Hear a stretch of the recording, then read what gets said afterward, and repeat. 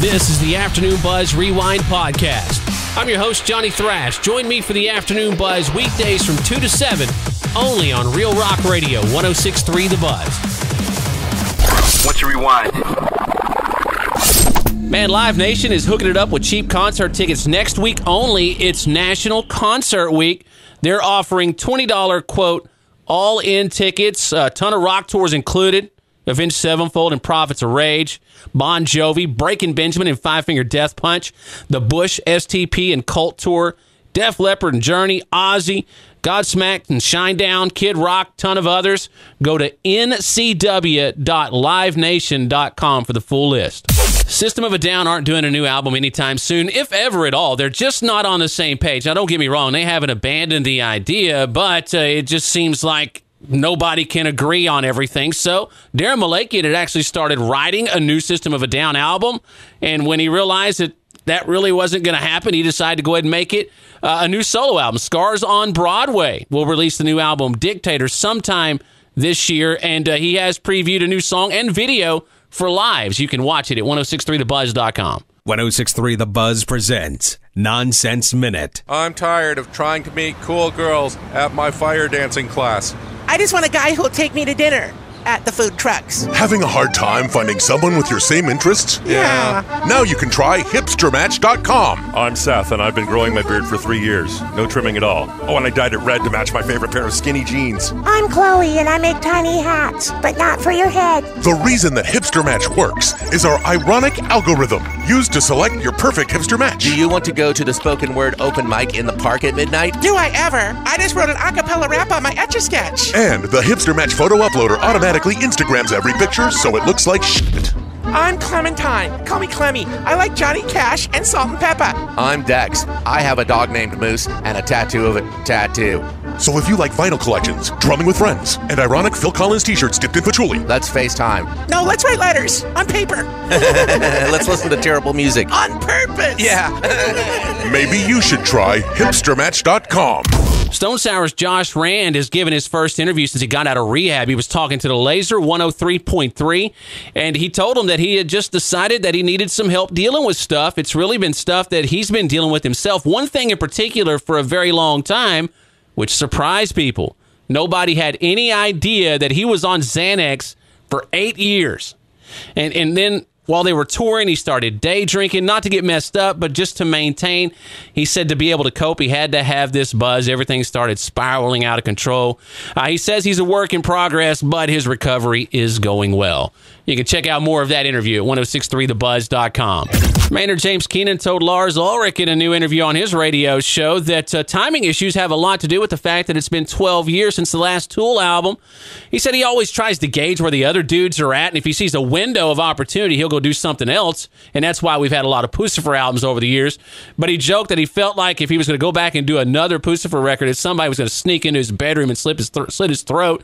So he figured he'd call Billy Howardale of A Perfect Circle and see where he was at. And I'll tell you, the result, in my mind, that new A Perfect Circle album is great. It's very chill. I mean, it is not... It's not even really a rock record. It's certainly not a hard rock record, but it really works for me. Another Nonsense Minute, brought to you by 1063 The Buzz. Facebook for Dummies. Facebook is a social networking site, so you can share news no one cares about. I'm pregnant. With friends you've never met. Hey. Here are some tips. Don't accept a friend request from your mom. Oh, hey, it's Mom. Unless you want her to see all the pictures of you lap dancing drunk for Japanese businessmen last Halloween. Oh, dear. At some point, someone you don't give a crap about may send you a poke. What they're saying is, please notice me. I am lonely and sad. What? And drunk. Hey. If you're in a relationship, and it's not complicated, You shut up. you are not in a relationship. When it's your birthday, hundreds of strangers will wish you happy birthday. Some guys may send you penis pics. If you post an ultrasound of your unborn child, somebody will inappropriately comment, LOL, that's gross. or, Any idea who the father is? or, Did you check for downs? so instead, Instagram a hilarious photo of your cat. Have fun Facebooking, but don't buy Facebook stock. This has been Facebook for Dummies. Billy Corgan told the Creative Independent that the key is not caring what other people think about his music, saying that you have to reach a point where that no longer affects the work. But with that being said, he said, don't believe any artist who tells you they're not affected. Said the only way he could really understand it is like this. He had nothing, then he had something, then he had less of something, and he had to learn to accept all variations of it, and he had to make the critical decision that he was going to continue knowing that no one could guarantee him anything. And he said that only by writing at that point did he finally feel free. So now you know why he's been cranking stuff out left and right. I figured it's because he needed to pay the bills. Apparently that's not the case. He's just not feeling free unless he's sitting down and writing something. Greta Van Fleet, formed years ago. Josh and Jake Kiska were just 15 years old, and their younger brother Sam was 12 when they started gigging around their hometown of Frankenmuth, Michigan, and now they have come a long way. This summer, they're going to be playing venues that have capacities of 2,000 to 3,000 people, and they've already sold out every single show. And, you know, it seems like young people these days, they want to make music on a computer. So to me, it's just so special to see a bunch of young guys like that are waving the flag for guitar rock. 106.3 The Buzz presents Nonsense Minute. You're funny. So what are you studying in college? I'm studying the human genome. The what? The human genome. They're called gnomes. They live under mushrooms. What? The G is silent. Even I know that. They're like Smurfs. Are you stupid? Millions of people suffer from being a dumbass. Well, now there's help. Introducing books. It's like Scoob backwards. Scooby snack. Books have words in them that say stuff. So you're saying if I get some bacon, books, they will help for me to know stuff more of? Yes, Yoda. No, I was doing Scooby-Doo. Scooby snack. Books. Maybe you should eat some books. Get one today. There's more than one? Well, according to a new survey, 44% of people say they've gotten revenge on a coworker for something they did. Now, let that soak in. 44%, that's almost half of people surveyed. And here are some of the most common ways they've done it. Spread a bad rumor about them. Hiding the person's things. Some have said they got them fired.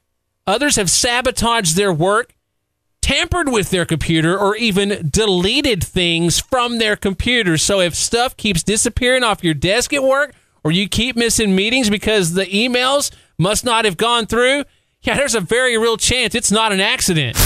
In a new interview, Neil Sanderson of 3 Days Grace said the band weren't even aware of the fact that they were within one number one of tying Van Halen for the most number ones on the mainstream rock songs chart. But they did think it was pretty cool to wake up and read the headline that they had tied them with 13. And the interviewer asked them what their association was with Van Halen, if they'd ever played with them, met them, seen them, or anything like that. And he said their association is that they're not worthy because they're idols of theirs, particularly guitarist Barry Stock. He's a huge Van Halen fan. And they pointed out, well, you know, next time you have a number one hit on Billboard's mainstream rock songs chart, you have surpassed Van Halen.